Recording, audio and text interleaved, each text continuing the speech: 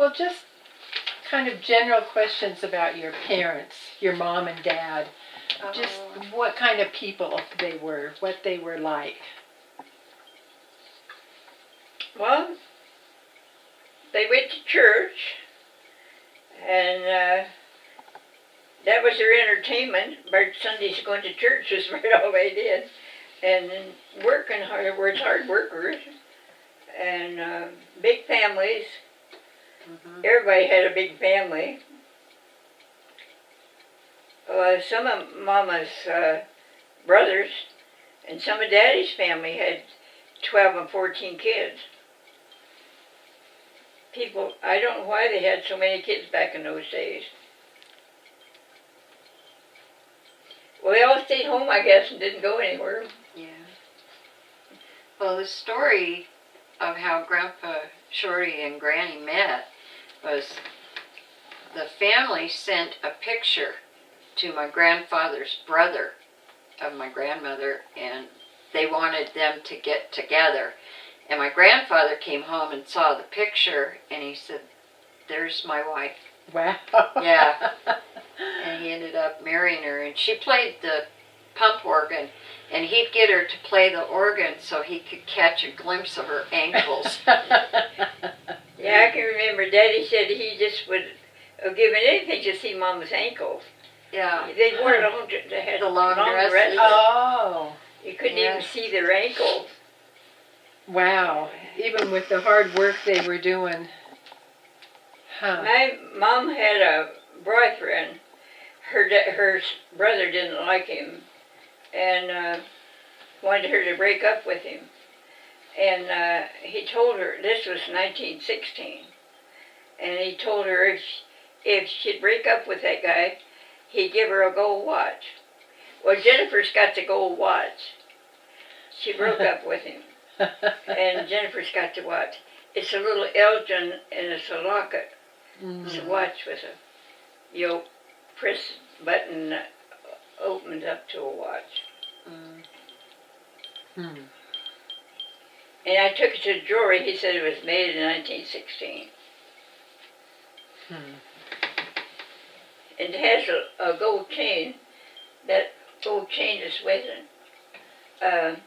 When I had it to the jewelry store, I cut it one time. Cut that chain, made it shorter. It was a long chain. And I took it to the jewelry store. I was going to have it put back together. He said, "I can't put that back together." He said, "I don't have anything that small." And it's so old and was so small, the jeweler couldn't put it back together. Tell her about Uncle Walker. Walkie-talkie. And Uncle Walker, some of the things that he used to do. Tell him about your Uncle Walker going into the church. Oh, he was working on the railroad, and wet, real wet and dirty and black. And they went to he and a couple of the guys went to a Negro church revival. They were having a revival. So they went in with so black and cold and wet. And these old black women, they sat with some black women, and they started shouting and waving their hands, and so he decided he started shouting and hitting those old women over the head with his wet hat. And one of his friends stayed outside, didn't go in, and he sneaked in and told him that a bunch of the black guys was waiting for him outside. When they come out of the church, they was going to get him. And he sneaked in and told him that, so they climbed out a back window. Left by a back window. But that was Mom's uncle. He was something else. I don't know what else you'd want to hear. Yeah. This has been wonderful. Thank you so much. Well, I don't know who would want to read about it. Oh, you're a wealth of information. I can remember things pretty good, but yeah. Yeah, And you the There should. wasn't too much going on around here in those years. Oh, Like I say, there was nobody around here but farmers until Cody's Logging Company came in. When the Cody's came in, what was it, about 1950? Probably right in there. Probably 50, 55. Butchers came here in 1950. Norman Butchers, And he worked for them. yeah. Well, they came in 1950. That's when it was a lot of people here came from Wisconsin. Wisconsin. huh. Yes. There was a couple of Wisconsin came here and they told everybody about the logging. Ah, So a lot of the loggers came from Wisconsin. okay. Then they set up Cody's camp up at Yeah. Rock Creek. Yeah. Huh. And you grew up, you both went to Maupin School in Wamic. Cindy went to Thai, and I went to Wamic. Okay. The dividing line was between our ranches. I went to Wamic 7th and 8th grade. I went to Thai from 1st to 6th, Huh. and then to Wamic for 2 years. Did you know Lenore Walters? I didn't, but I did a slideshow. Someone had donated all of her photographs, and Oh. so Rusty and I and a couple other women, we worked on putting them into a slideshow, and Oh, wow. for the Historical Society. I don't think Lenore was any relation to us. She was to Cindy Yeah, Was the wood but- shoes, yeah, through the drivers. through my grandmother. Ah, Yes. But Lenore wasn't a relation to me. Mm-hmm. But she was always my friend. I always liked Lenore. She scared me. Yeah. I've heard other people say that. As a Like little kid. Susie Alsop says that. She Yeah. scared me as a teacher. As a little, as a little kid, she was quite the drill sergeant type, Mm-hmm. and I always kind of ducked a little bit when I was around Well, her. she was in the WAC Racks. in the Army. Mm-hmm. And I don't know, maybe she was a drill sergeant I'm not sure what. If she was, I think she was a sergeant, wasn't I she? think she was. Yeah, Colette had some funny stories about her.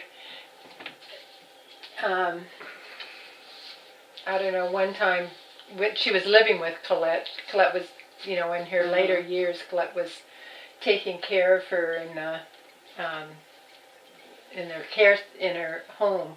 Mm-hmm. And she remembers taking her to church one time, and I think the minister was kind of, how did she describe it, kind of revving things up, and Lenore stood up and said, "If you're going to talk like that, I'm not coming back."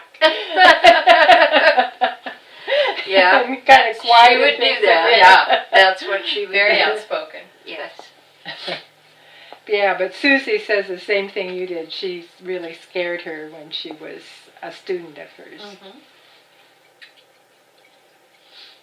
Well, this is wonderful. Thank you so much. Well, I'm glad to have you. I don't know what I told you could use. All of it. All of it. Yeah.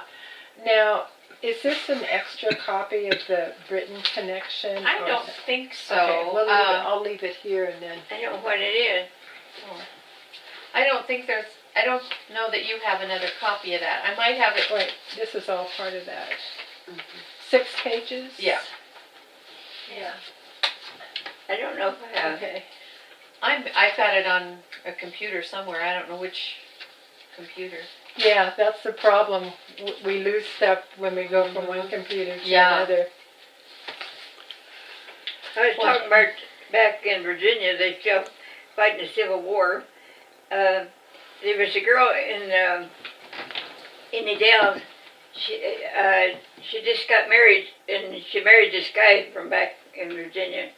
And he told her, when we go back there, don't mention the Civil War. Yeah. You don't want to talk about the Civil War. Still a touchy subject for a lot of people. Yeah. I know it was for Grandpa Shorty, Where Yeah. is he from? Virginia. Virginia Mom's too. dad. Oh. Mhm. Ah. Mom's okay. dad. So were they on the side of the Confederacy then? Yeah. Yeah, Jennifer's got 3 grandfathers that were in the Civil War. My mother's father was in the Civil War. He was pretty old at that time.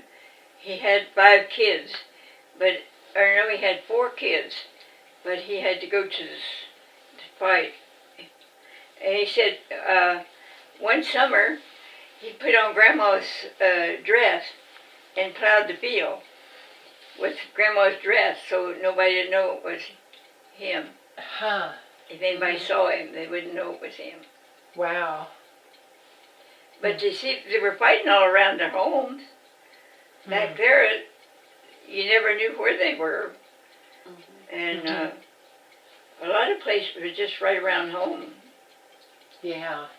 Well, Grandpa Shorty found, what was it? A spur or he found something in the yard from the Civil War. Yeah, part of a spur. Part of a spur. Dave did too, didn't he? Dave found lots of stuff. Yeah. With his metal detector. He's got quite a collection, my uncle. So the Confederacy and the Union people united. Yeah, yes, they They did. really did during the war. There wasn't any Union guys around much. They didn't stay around there after the war. The Union guys left. We found a little place in Missouri called Brittonville, right close to Kirbyville. Whole cemetery full of Britons. Huh. Okay, save it up. Save it up.